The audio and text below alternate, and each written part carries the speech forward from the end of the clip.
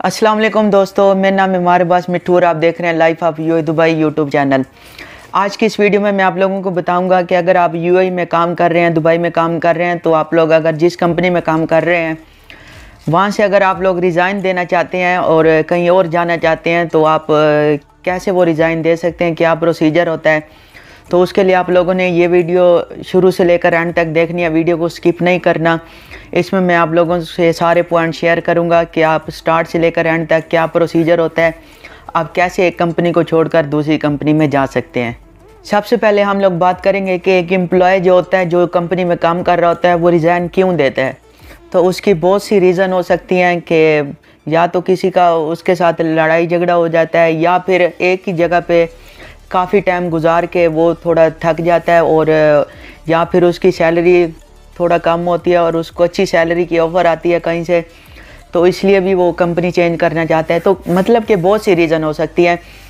तो सबसे पहले मैं आप लोगों से कुछ टिप्स शेयर करूंगा कि जो जैसे कि आप लोगों को पता है आजकल कोविड बहुत ज़्यादा हो गया इधर यूएई में, और आप लोगों को यही सजेस्ट करूंगा कि आप लोग जहाँ पर भी लगे हुए हैं, जौन सी जॉब कर रहे हैं वहीं पर ही फ़िलहाल लगे रहें, जॉब को क्विट नहीं करें, क्योंकि आजकल हालात बहुत ख़राब हैं, बाहर जॉब मिलना बहुत मुश्किल है। लेकिन फिर भी अगर आप लोग जॉब चेंज करना चाहते हैं, रिज़ाइन देना चाहते हैं, तो मैं आप लोगों को प्रोसीजर बता देता हूँ।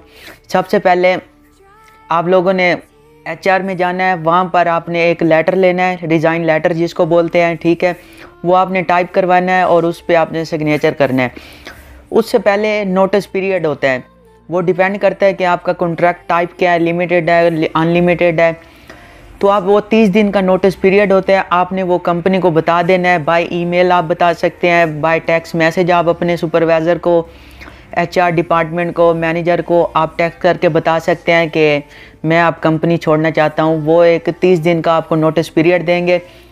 तो आपने 30 दिन वो हर हाल में कंपनी में काम करना है। उसके बाद रिज़ाइन लेटर होता है, वो आपने एचआर से लेके उस पर साइन करके कंपनी को दे देना है, ठीक है। यहाँ पर आप लोगों ने एक बात ध्यान में रखनी है कि जो आपका एम्प्लॉयर होता है, क्योंकि आपने काफ़ी टाइम कंपनी में गुजारा होता है, तो वो आपको कुछ बेस्ट ऑफ़र देने की कोशिश करते हैं। कुछ एम्प्लॉयर जो अच्छी कंपनियाँ होती हैं, क्योंकि उनको पता होता है आपका काम के बारे में कि आप कैसा काम करते हैं, तो उस टाइम अगर आपका एम्प्लॉयर आपको कुछ अच्छी पोस्ट देता है, आपकी सैलरी बढ़ाता है, कुछ करता है, तो आप लोग ये बात अपने माइंड में रखें। और अगर आपको उसकी ऑफ़र अच्छी लगती है तो उसी कंपनी में दोबारा नई पोस्ट पर ज्वाइनिंग कर लें, ठीक है। अगर फिर भी नहीं, तो आप 30 दिन नोटिस पीरियड गुजारने के बाद रेजिग्नेशन पेपर है होगा, उस पर आप साइन करेंगे। जो साइन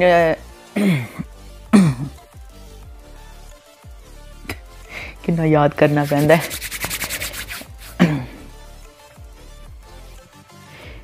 ये जो रिज़ाइन का डिसीजन होता है, ये आपका अपना डिसीजन होता है। इसके लिए ना ही आपको कोई फोर्स करता है, ना ही आपका एम्प्लॉयर आपका ये जो रिज़ाइन वाला पेपर है अनएक्सेप्ट कर सकता है, ठीक है।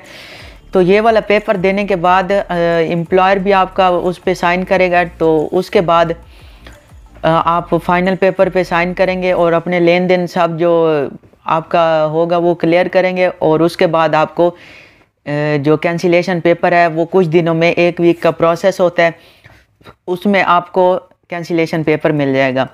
और जब आप रिज़ाइन करने लगते हैं और वीज़ा कैंसिल करवाने लगते हैं, तो उस टाइम जो रीज़न होती है वो कोई अथेंटिक वैलिड रीज़न होनी चाहिए।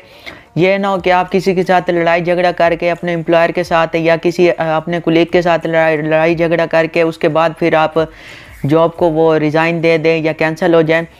तो ये काम आपने नहीं करना, क्योंकि ये चीज़ आपके जो फ्यूचर कंपनी होगी और फ्यूचर में आप जब भी कोई नया आप एम्प्लॉय में कॉन्ट्रैक्ट या आप नया वीज़ा लेने की कोशिश करेंगे, तो उसमें ये चीज़ आपकी जो वो देखेंगे उस आपके रिकॉर्ड में होगी और ये आपको मुश्किलात का सामना आ सकता है। तो इसमें जो नोटिस पीरियड होता है वो होता है 1 महीने का, और आप लोग ने वो हर हाल में पूरा करना होता है। अगर आप वो नोटिस पीरियड जो होता है 30 दिन का, वो भी अगर आप कंप्लीट नहीं करते, तो एम्प्लॉयर जो होता है वो आपको 1 महीने से लेकर 3 महीने तक की आपकी जो सैलरी होती है वो काट सकता है, ठीक है। और अगर आप किसी वजह से, अगर आप कंपनी आपको एमरजेंसी कैंसिल करती है और जो कि कंपनी के पास राइट्स भी होते हैं वो आपको कर सकती है, तो फिर कंपनी आपको 3 महीने की सैलरी देगी, ठीक है। और बाकी इसमें जो एंड ऑफ सर्विस होता है वो डिपेंड करता है कि आपका कॉन्ट्रैक्ट लिमिटेड है या अनलिमिटेड है। अगर आपका कॉन्ट्रैक्ट लिमिटेड होगा तो आपको 2 साल के बाद ग्रेजुइटी मिलेगी। अगर आपका कॉन्ट्रैक्ट अनलिमिटेड है तो फिर मिनिमम 1 ईयर जो होता है वो आपने कंपनी में गुजारा होगा, तो उसके बाद अगर आप कैंसिल होते हैं या रिज़ाइन करते हैं तो आपको वो ग्रेजुइटी काउंट करके जितनी भी होगी आपकी बेसिक सैलरी के हिसाब से वो आपको मिलेगी।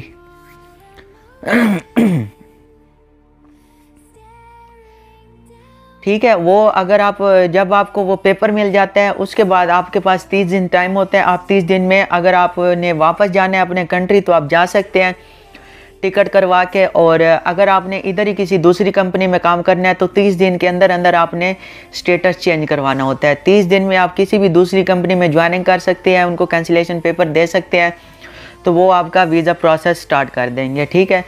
तो ये प्रोसीजर था। उम्मीद है आप लोगों को ये प्रोसीजर समझ आ गया होगा कि कैसे हम एक कंपनी से दूसरी कंपनी में जा सकते हैं, कैसे रिज़ाइन दे सकते हैं, क्या सिस्टम होता है, क्या प्रोसीजर होता है। अगर आप लोगों को मेरी ये वीडियो अच्छी लगी है तो इसको लाइक और शेयर करना मत भूलिएगा, और अगर आप मेरे चैनल पर नए आए हैं तो इसको सब्सक्राइब जरूर कर लें और साथ में मौजूद बेल आइकन को भी दबा दें। उसका ये फ़ायदा होगा कि जो भी मैं नई वीडियो अपलोड करूँगा उसका आप लोगों को नोटिफिकेशन मिल जाएगा। और जिन लोगों ने ऑलरेडी मेरा चैनल सब्सक्राइब किया है उन लोगों का थैंक्स। मैं आप लोगों से मिलता हूँ बहुत ही इन्फॉर्मेटिव नई वीडियो के साथ। तब तक के लिए मुझे दें इजाज़त। अल्लाह हाफ़िज़।